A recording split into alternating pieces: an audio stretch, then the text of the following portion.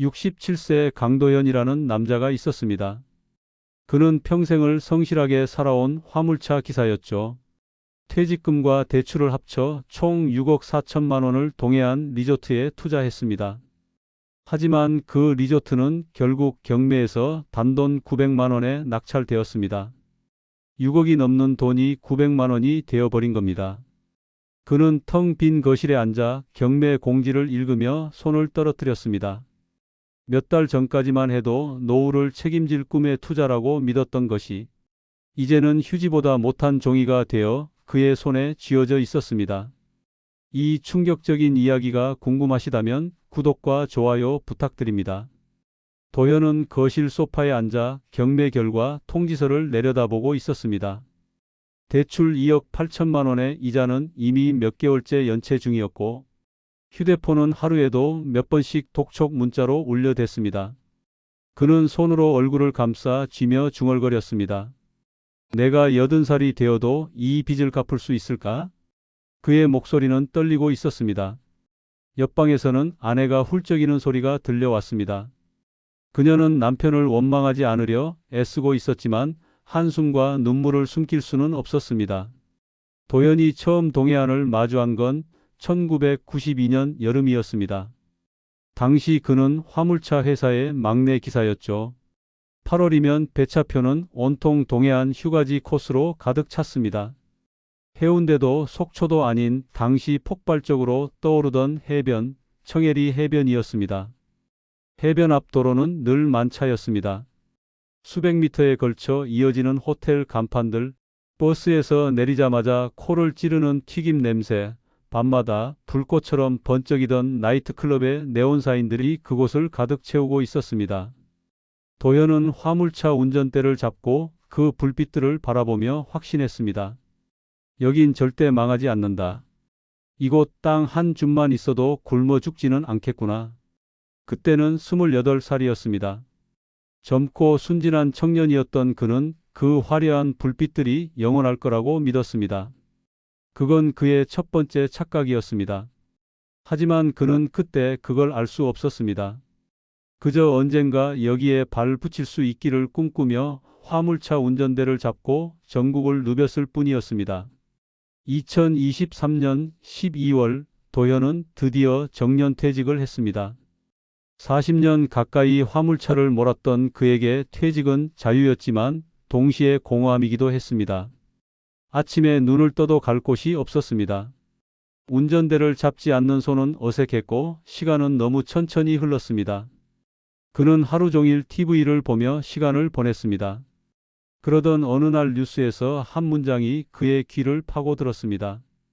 동해선 고속철도 2025년 개통 예정, 서울에서 동해까지 1시간 30분대 진입합니다. 그 순간 도현의 머릿속에서 30년 전 그 빛나던 거리들이 되살아났습니다. 청해리의 환한 불빛, 사람들로 가득했던 거리, 그리고 그가 품었던 꿈이 다시 떠올랐습니다. TV 화면에는 청해리 관광특구 재생사업, 총 예산 150억 원 투입이라는 자막이 지나갔습니다. 도현은 소파에서 몸을 일으키며 속삭였습니다. 다시 온다. 청해리가 다시 살아난다. 그의 눈빛이 살아났습니다. 며칠 뒤 도현은 아내를 설득해 청해리로 향했습니다. 아내는 내키지 않았지만 남편의 간절한 눈빛을 외면할 수 없었습니다. 차를 몰고 3시간을 달려 도착한 청해리는 도현의 기억과 너무나 달랐습니다. 그는 차에서 내려 주변을 둘러보다 그대로 얼어붙었습니다. 폐간판, 문 닫힌 식당들, 창문이 깨진 리조트 건물들, 비어있는 주차장이 그의 눈앞에 펼쳐졌습니다. 한때 수백 미터 이어지던 불빛은 이제 검은 적막뿐이었습니다. 아내가 떨리는 목소리로 말했습니다. 여보, 여기는 사람이 없어요. 정말 여기가 맞아요?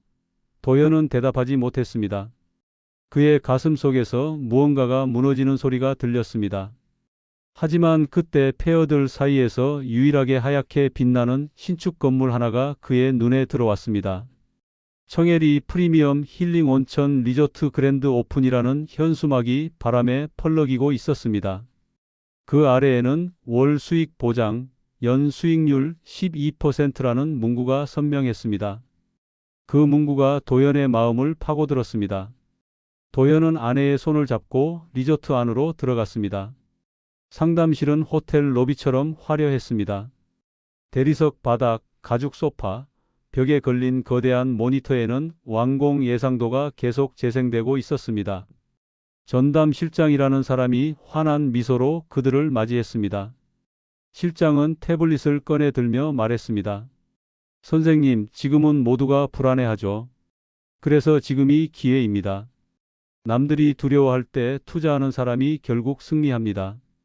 화면에는 각종 자료들이 빠르게 지나갔습니다.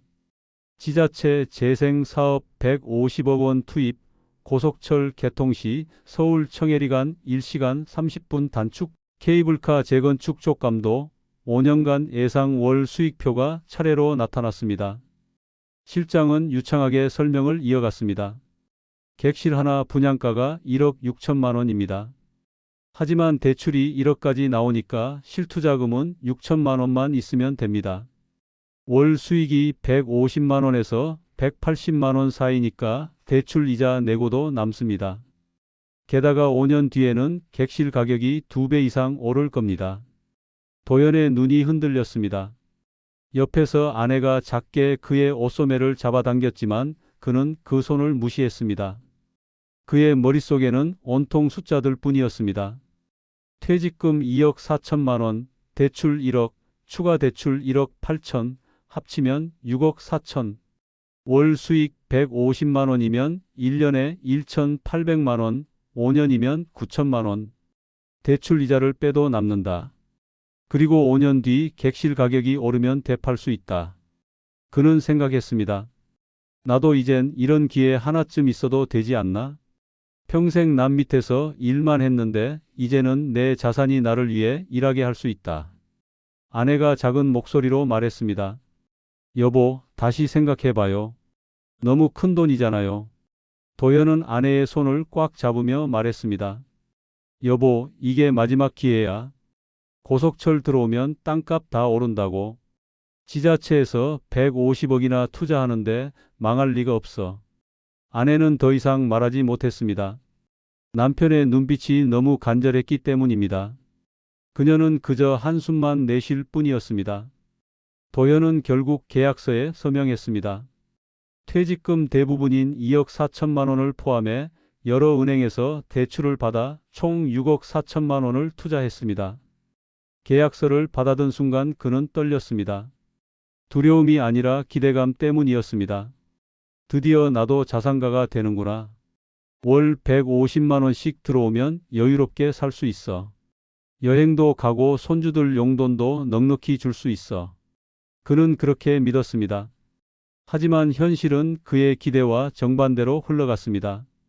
2024년 봄, 리조트 완공 예정일이 지났지만 공사는 여전히 진행 중이었습니다. 도연은 현장을 찾아갔습니다. 건물 외관은 거의 완성된 것처럼 보였지만 내부는 텅 비어 있었습니다. 전기도 들어오지 않았고 수도도 연결되지 않았습니다. 몇몇 인부들이 느릿느릿 작업하는 모습만 보였습니다. 도연은 운영사에 전화를 걸었습니다. 완공이 언제입니까? 계약서에는 올 3월이라고 되어 있는데요. 상대방은 천천히 대답했습니다. 선생님, 죄송합니다. 자재 수급이 늦어져서 조금 지연되고 있습니다. 6월이면 완공됩니다. 도연은 불안했지만 믿기로 했습니다. 6월까지만 기다리자. 그 후에는 월 수익이 들어오기 시작할 거야. 하지만 6월이 지나도 아무 소식이 없었습니다. 전화를 해도 받지 않았고 문자도 읽지 않았습니다. 2024년 가을, 도연은 다시 현장을 찾았습니다. 그런데 이상했습니다. 공사 현장은 여전히 시끄러웠지만 자세히 보니 리조트 공사가 아니었습니다. 옆 건물을 철거하는 소리였습니다. 리조트 건물은 6개월 전과 똑같은 상태로 멈춰 있었습니다. 출입문에는 자물쇠가 채워져 있었고 현장 사무실은 텅 비어 있었습니다. 도연은 그 순간 깨달았습니다. 공사가 중단된 지 오래되었다는 것을. 그는 다른 투자자들에게 연락했습니다. 모두 같은 상황이었습니다. 한 사람은 울먹이며 말했습니다. 운영사 대표가 잠적했대요. 전화번호도 바뀌었고 사무실도 비었어요. 우리 다 사기당한 거예요. 도현은 휴대폰을 든 채 그 자리에 서 있었습니다. 머릿속이 하얘졌습니다. 사기라니 6억이 넘는 돈을 사기당했다니. 그는 믿을 수 없었습니다. 집에 돌아온 도현은 아내에게 말하지 못했습니다. 며칠 동안 혼자 고민했습니다. 변호사를 찾아갔고 고소장을 썼습니다. 하지만 변호사는 고개를 저었습니다. 운영사 대표가 이미 해외로 도피했을 가능성이 큽니다. 회사 자산도 거의 없고요. 돈을 돌려받기는 어렵습니다. 도현은 무너졌습니다. 그렇다면 내 6억은요? 변호사는 조용히 말했습니다.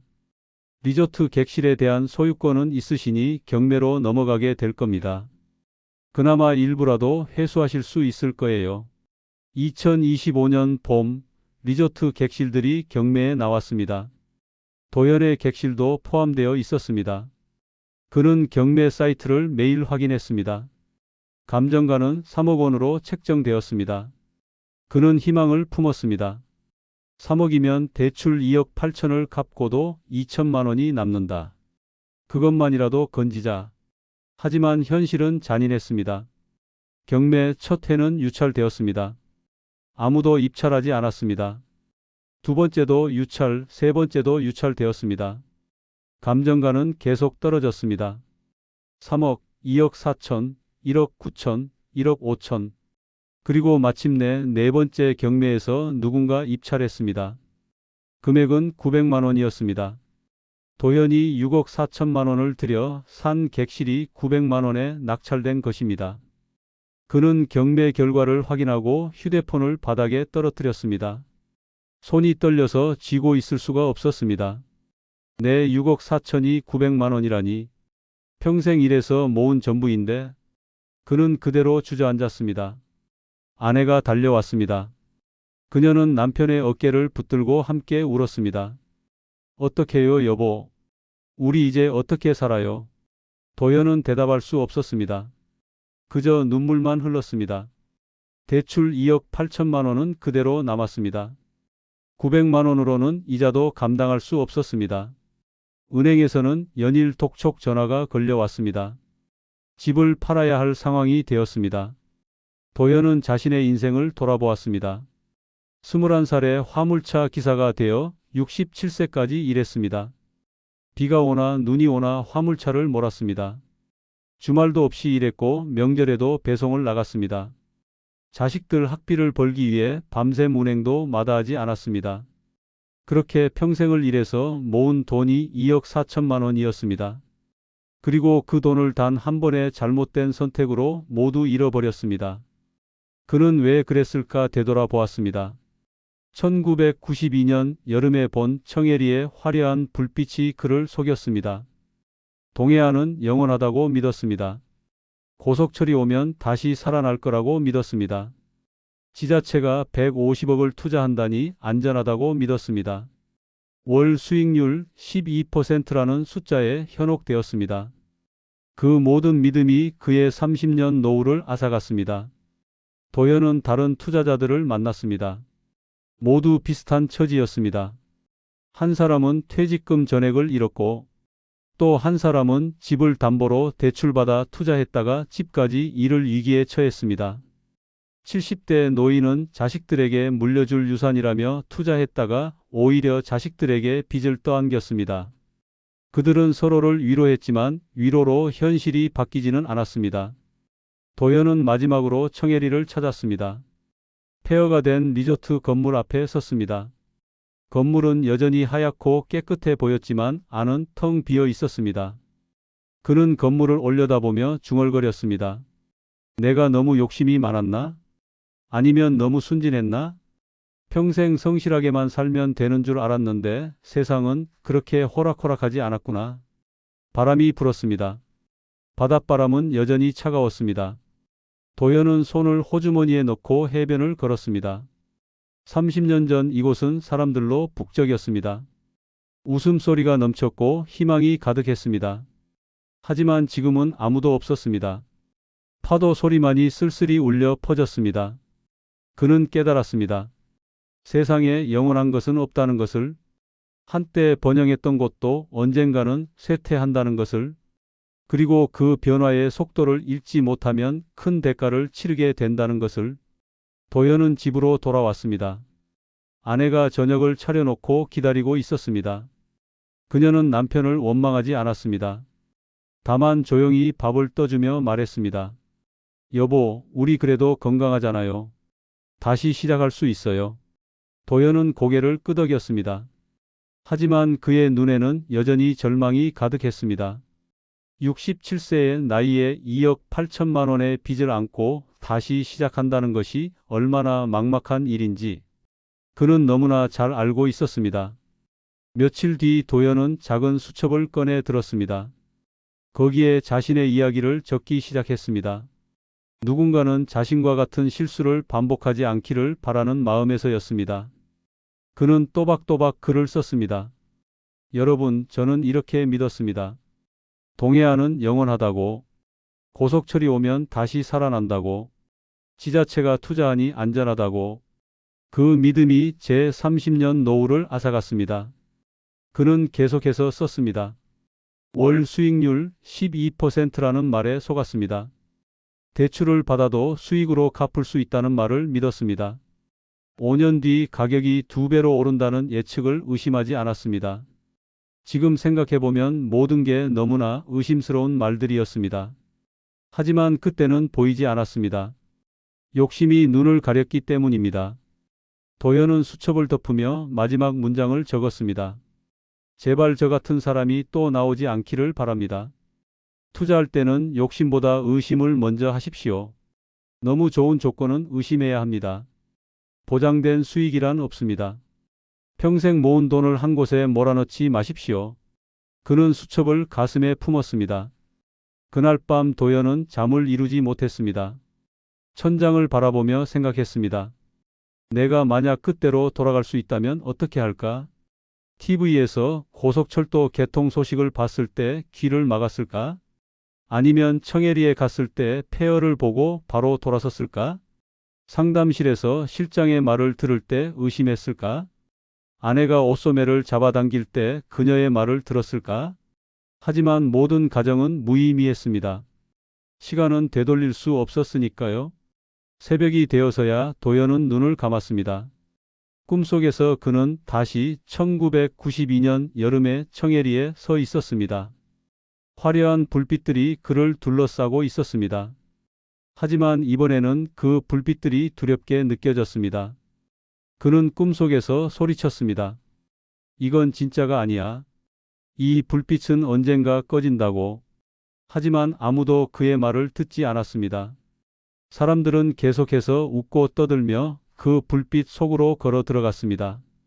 그도 그들을 따라갔습니다. 그리고 30년 뒤 그는 폐허 속에 홀로 남겨졌습니다. 도연은 식은땀을 흘리며 잠에서 깼습니다. 옆에서 아내가 잠들어 있었습니다. 그녀의 얼굴에는 주름이 깊게 패여 있었습니다. 그는 아내의 손을 조심스럽게 잡았습니다. 미안해 여보.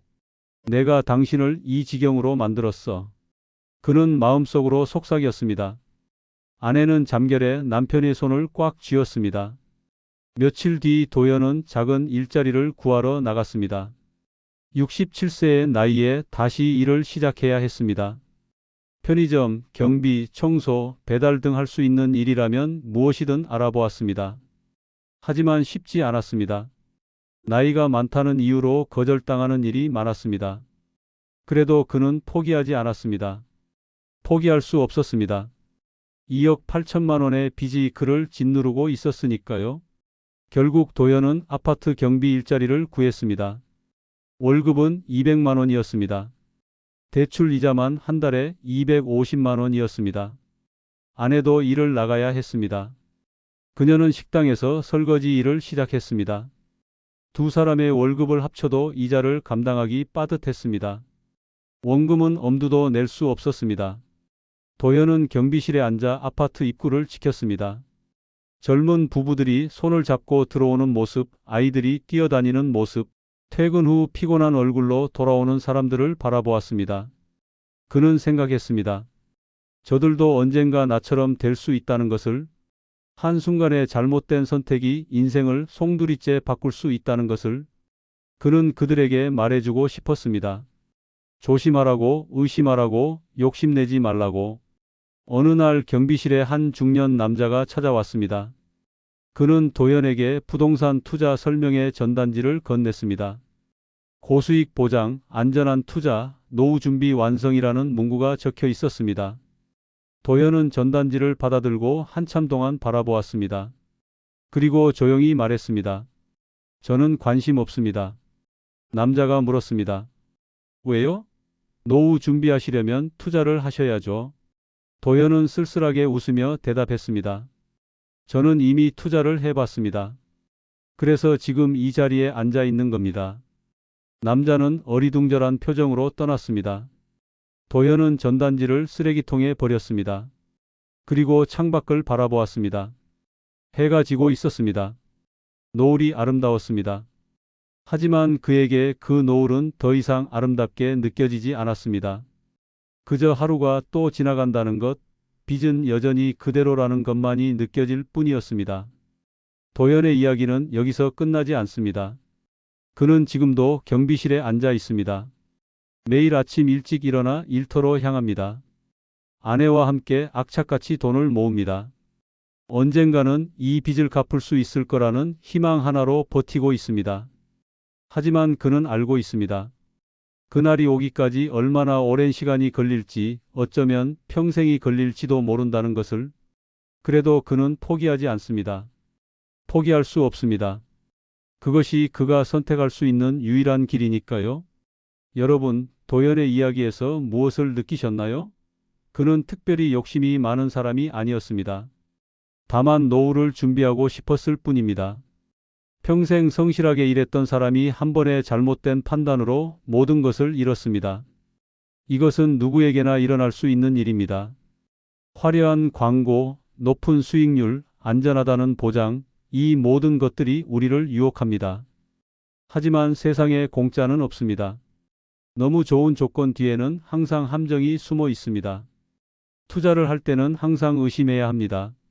누군가 보장된 수익을 약속한다면 더욱 조심해야 합니다. 평생 모은 돈을 한 곳에 몰아넣어서는 안 됩니다. 대출을 받아 투자하는 것은 더욱 위험합니다. 가족의 말에 귀 기울여야 합니다. 아내가 옷소매를 잡아당길 때 그 손을 뿌리치지 말아야 합니다. 도연이 그랬던 것처럼 말입니다. 지금 이 순간에도 어디선가 또 다른 도연이 만들어지고 있을지 모릅니다. 누군가는 화려한 리조트 상담실에 앉아 있을 것입니다. 누군가는 높은 수익률에 현혹되어 계약서에 서명하려 할 것입니다. 누군가는 평생 모은 돈을 위험한 곳에 투자하려 할 것입니다. 그들에게 도연의 이야기가 전해지기를 바랍니다. 그리고 한 번 더 생각하기를 바랍니다. 정말 이 선택이 옳은 것인지, 혹시 내가 지금 실수하고 있는 것은 아닌지. 도연은 오늘도 경비실에 앉아 있습니다. 휴대폰에는 여전히 독촉 문자가 옵니다. 하지만 그는 더 이상 절망하지 않습니다. 대신 다짐합니다. 이 이야기를 더 많은 사람들에게 알리겠다고. 자신과 같은 피해자가 더 이상 나오지 않기를 바라는 마음으로. 그것이 그가 할 수 있는 유일한 속죄이자 희망이니까요. 67세 강도현, 그의 이야기는 아직 끝나지 않았습니다. 그리고 우리 모두의 이야기이기도 합니다.